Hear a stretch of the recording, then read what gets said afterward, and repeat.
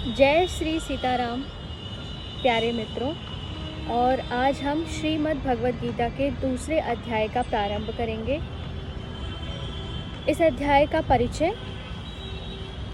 इस अध्याय में शरणागत अर्जुन द्वारा अपने शोक की निवृत्ति का एकांतिक उपाय पूछे जाने पर पहल भगवान ने 30वें श्लोक तक आत्म तत्व का वर्णन किया है। सांख्य योग के साधन में आत्म तत्व का श्रवण, मनन और निधि ध्यासन ही मुख्य है।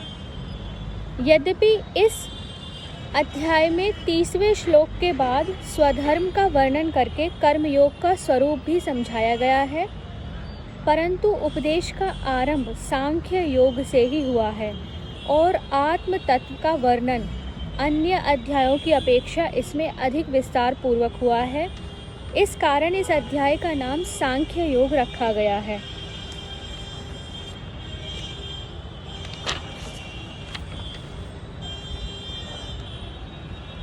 पहला अध्याय हमें आशा करती हूँ कि समझ आया। पहले अध्याय में दोनों सेनाओं के महारथियों और उनकी शंख ध्वनि का वर्णन करके अर्जुन का रथ दोनों सेनाओं के बीच में खड़ा करने की बात कही गई। उसके बाद दोनों सेनाओं में स्थित स्वजन समुदाय को देखकर शोक और मोह के कारण युद्ध से अर्जुन के निवृत्त हो जाने की और शस्त्र अस्त्रों को छोड़कर विषाद करते हुए बैठ जाने की बात कहकर उस अध्याय की समाप्ति की गई। ऐसी स्थिति में भगवान श्री कृष्ण ने अर्जुन से क्या बात कही और किस प्रकार उसे युद्ध के लिए पुनः तैयार किया, यह सब बतलाने की आवश्यकता होने पर संजय अर्जुन की स्थिति का वर्णन करते हुए दूसरे अध्याय का आरंभ करते हैं। और दूसरे अध्याय का प्रथम श्लोक, जिसमें संजय कहते हैं, तम तथा कृपयाविष्ट मश्रुपूर्ण कुलेक्षणम विषीदन्तमिदं वाक्यमुवाच मधुसूदनः। संजय बोले, उस प्रकार करुणा से व्याप्त और आंसुओं से पूर्ण तथा व्याकुल नेत्रों वाले शोकयुक्त उस अर्जुन के प्रति भगवान मधुसूदन ने यह वचन कहा।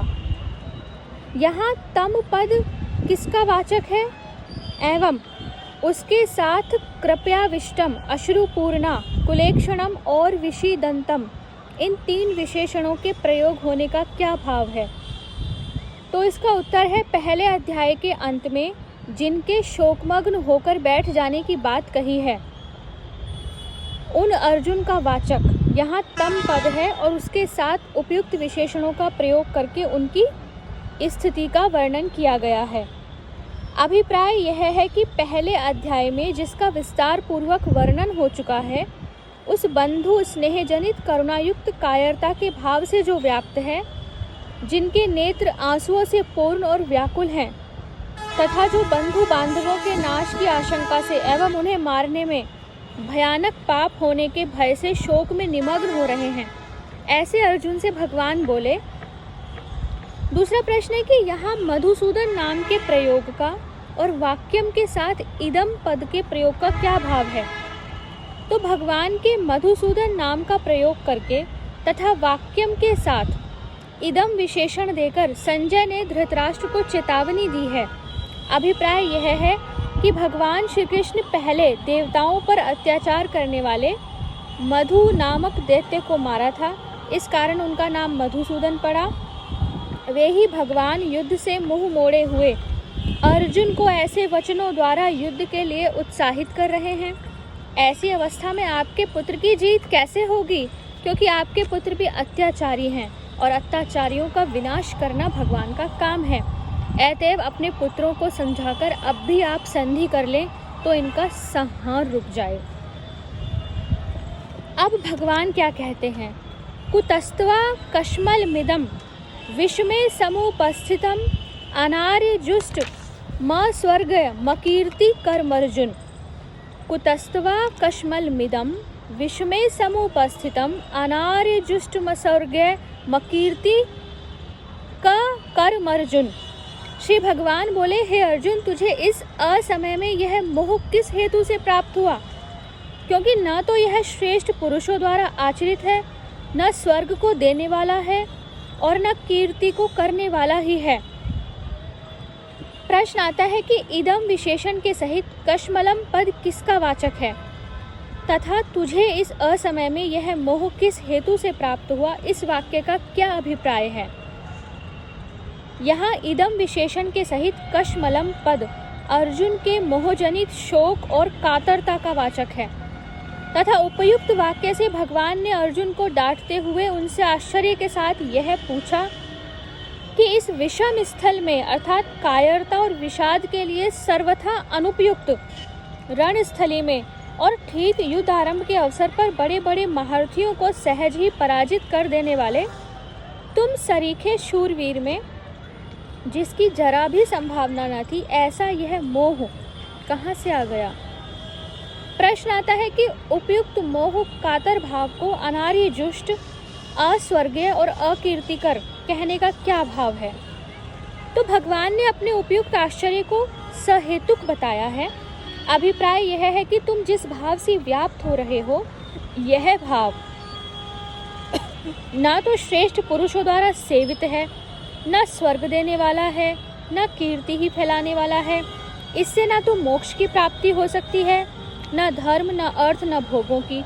ऐसी अवस्था में बुद्धिमान होते हुए भी तुमने इस मोह को कैसे स्वीकार कर लिया। श्लोक संख्या 3। क्लेब्यम मास्म गमः पार्थ नैतत्वयुक्त पदते क्षुद्रम हृदय दौर्बल्यम त्यक्त्वोत्तिष्ठ परन्तप। क्लेब्यम मास्म गमः पार्थ नैतव्युपपद्यते क्षुद्रम हृदय दौर्बल्यम त्यक्त्वोत्तिष्ठ परन्तप। इसलिए हे अर्जुन, नपुंसकता को मत प्राप्त हो, तुझमें यह उचित नहीं जान पड़ती। हे परंतप, हृदय की तुच्छ दुर्बलता को त्याग कर युद्ध के लिए खड़ा हो जा। प्रश्न है, पार्थ संबोधन के सहित नपुंसकता को मत प्राप्त हो और तुझमें यह उचित नहीं जान पड़ती, इन दोनों वाक्यों का क्या भाव है। उत्तर है कि कुंती का दूसरा नाम प्रथा था। कुंती वीर माता थी। जब भगवान श्री कृष्ण दूत बनकर कौरव पांडवों की संधि कराने के लिए हस्तिनापुर गए और अपनी बुआ कुंती से मिले, उस समय कुंती ने श्री कृष्ण के द्वारा अर्जुन को वीरतापूर्ण संदेश भेजा। उसमें विदुला और उनके पुत्र संजय का उदाहरण देकर अर्जुन को युद्ध के लिए उत्साहित किया। अतः यहाँ भगवान श्री कृष्ण ने अर्जुन को पार्थ नाम से संबोधित करके माता कुंती के उस क्षत्रियोचित संदेश की स्मृति दिलाते हुए उपयुक्त दोनों वाक्य द्वारा यह सूचित किया है कि तुम वीर जननी के वीर पुत्र हो। तुम्हारे अंदर इस प्रकार की कायरता का संचार सर्वथा अनुचित है। कहाँ महान से महान महारथियों के हृदयों को कपा देने वाला तुम्हारा अतुल शौर्य, और कहाँ तुम्हारी यह दीन स्थिति जिसमें शरीर के रोंगटे खड़े हैं, बदन कांप रहा है, गांडीव गिरा जा रहा है और चित्त विषाद मग्न होकर भ्रमित हो रहा है। ऐसी कायरता और भीरुता तुम्हारे योग्य कदापि नहीं। प्रश्न आता है, यहाँ परंतप संबोधन का क्या भाव है। तो उत्तर है कि जो अपने शत्रुओं को ताप पहुँचाने वाला हो उसे परंतप कहते हैं। अतः यहाँ अर्जुन को परंतप नाम से संबोधित करने का यह भाव है कि तुम शत्रुओं को ताप पहुँचाने वाले प्रसिद्ध हो। निवात, कवच आदि असीम शक्तिशाली दानवों को अनायास ही पराजित कर देने वाले होकर आज अपने क्षत्रिय स्वभाव के विपरीत इस पुरुषोचित कायरता को स्वीकार कर उल्टे शत्रुओं को प्रसन्न कैसे कर रहे हो। प्रश्न आता है, क्षुद्रम विशेषण के सहित हृदय दौर्बल्यम पद किस भाव का वाचक है और उसे त्याग कर युद्ध के लिए खड़ा होने के लिए कहने का क्या भाव है। इसका उत्तर है कि भगवान ने यह भाव दिखलाया है कि तुम्हारे जैसे वीर पुरुष के अंतःकरण में रणभीरु कायर प्राणियों के हृदय में रहने वाली शूरजनों के द्वारा सर्वथा त्याज्य इस तुच्छ दुर्बलता का प्रादुर्भाव किसी प्रकार भी उचित नहीं। अतएव तुरंत इसका त्याग करके तुम युद्ध के लिए डटकर खड़े हो जाओ। भगवान के इस प्रकार कहने पर गुरुजनों के साथ किए जाने वाले युद्ध को अनुचित सिद्ध करते हुए 2 श्लोकों में अर्जुन अपना निश्चय प्रकट करते हैं। और अर्जुन क्या कहते हैं। श्लोक संख्या 4। कथम भीष्ममहं संख्ये द्रोणम च मधुसूदन इषुभि प्रतियोतस्यामि पूजार्हा वरिसूदन।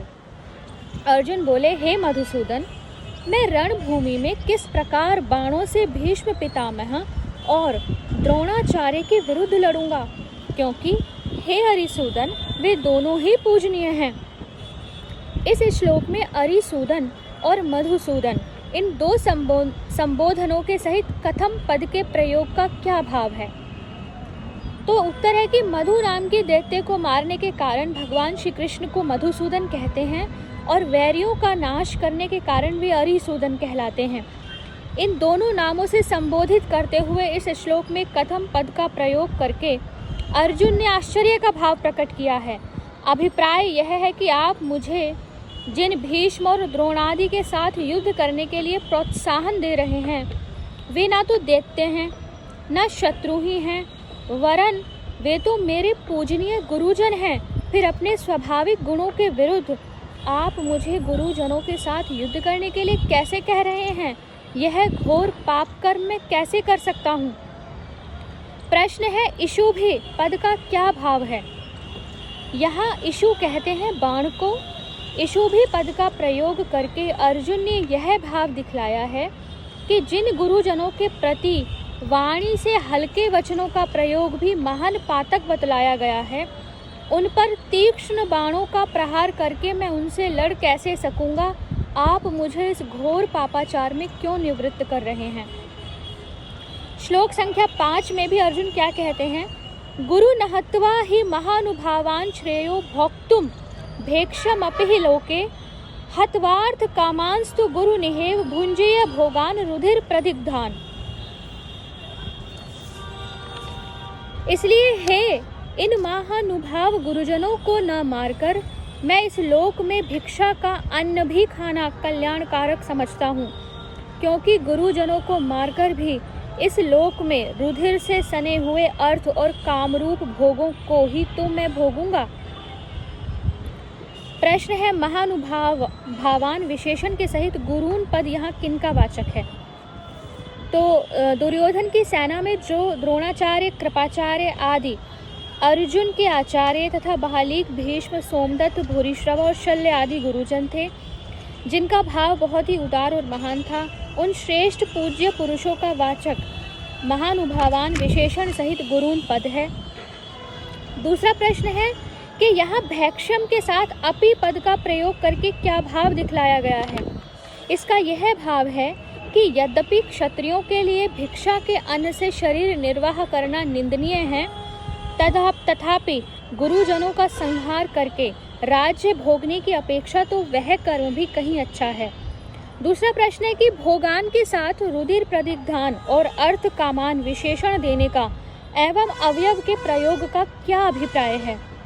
तो अर्जुन ने इससे यह भाव दिखलाया है कि जिन गुरुजनों को मारना सर्वथा अनुचित है, उनको मारकर भी मिलेगा क्या?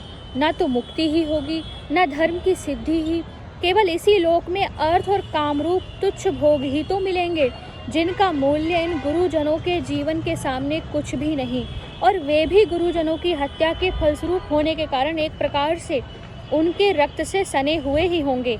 अतएव ऐसे भोगों को प्राप्त करने के लिए गुरुजनों का वध करना कदापि उचित नहीं। एक प्रश्न और आता है कि अर्थ कामान पद को यदि गुरून का विशेषण मान लिया जाए तो क्या हानि है? यदि गुरून के साथ महानुभावान विशेषण न होता तो ऐसा भी माना जा सकता था, किंतु एक ही श्लोक में जिन गुरुजनों को अर्जुन पहले महानुभाव कहते हैं, उन्हीं को पीछे से अर्थ कामान धन के लोभी बतलावें, ऐसी कल्पना उचित नहीं होती। दोनों विशेषण परस्पर विरुद्ध जान पड़ते हैं, इसलिए अर्थ कामान पद को गुरून का विशेषण नहीं माना गया है। तो श्लोक संख्या 5 तक हमने पढ़ा द्वितीय अध्याय श्रीमद् भगवद गीता का, जिसका नाम सांख्य योग है। आगे के श्लोक हम अगले वीडियो में पढ़ेंगे। मुझे नहीं पता कि आप कितना समझ पा रहे हैं या कितना पसंद कर पा रहे हैं, पर इस प्रयास को अनवरत जारी रखते हैं, और ये भगवान की वाणी से निकली हुई गीता है। और भगवान ने जो कुछ कहा है वो साधारण नहीं है, असाधारण है। आगे के वीडियो में आगे के श्लोक पढ़ेंगे। हरे कृष्ण।